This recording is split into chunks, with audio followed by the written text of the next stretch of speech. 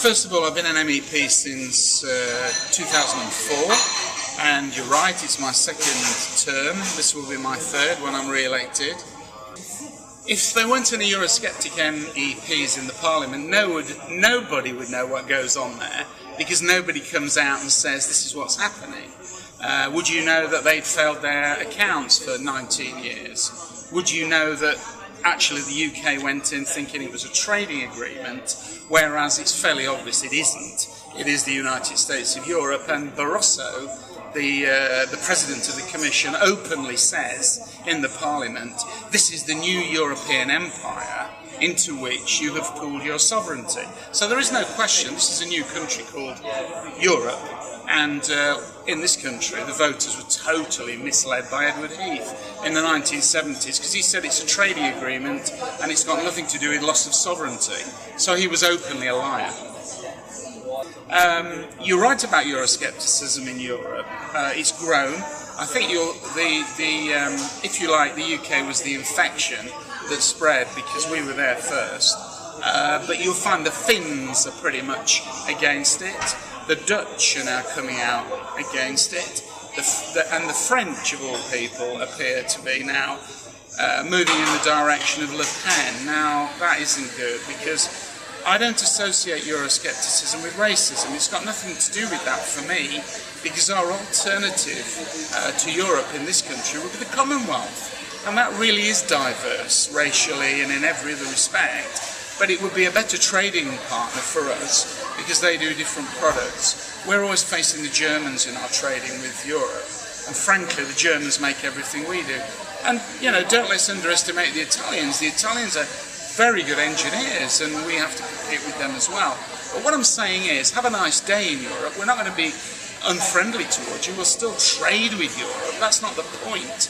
The point is, we do not want one-size-fits-all regulations lumbered with us when we're trying to trade with the world, not Europe. Actually, regulation will close the City of London. Quite the opposite to what you've said, because over-regulation will force trade out of the City of London to the Far East. It won't even go to Frankfurt, because Frankfurt is over-regulated and will be with the UK. So that's nonsense. And anybody who says we're going to lose employment doesn't understand economics. We have an adverse balance of trade with Europe. They send us more than we send them. So if we left tomorrow, Germany, Italy, everybody else would still want to trade with us, because we are their export market, and they need us more than we need them. And frankly, if the Germans didn't send us BMWs and all the rest of the cars that they send us, we'd have to make them here. And that isn't exactly a bad thing, is it? It will never happen. That's the scenario that won't happen.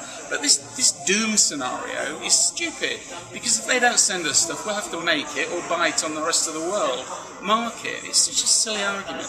And also, let me just tell you this. When we didn't join the Euro, the same people you're talking about now said, if you don't join the Euro, we're not going to stay in England. Nah. Well, they did, didn't they? They stayed in England, and we don't have the Euro. So they're misguided fools, aren't they? This country pays £55 million a day into the EU, and for every pound we pay in, we only get about 50 pence back. So it's no good saying to me that this region gets how many £1 million, because I could say to you, well, if we were out of Europe, with the same money, this region would get twice as much. They should definitely vote for me, because I'm definitely the silliest, the funniest, and have most to say about the European Union in the Parliament, because I vote no. I try to explain that they are misguided.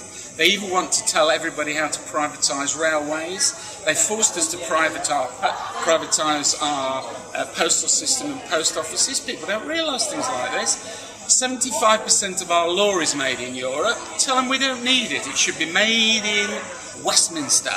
That's where our law should be made, where the general public can have a vote, because the UK has only 8% say. That's 8% say in European affairs. Even if every UK MEP voted in the same direction, that would add up to 8%.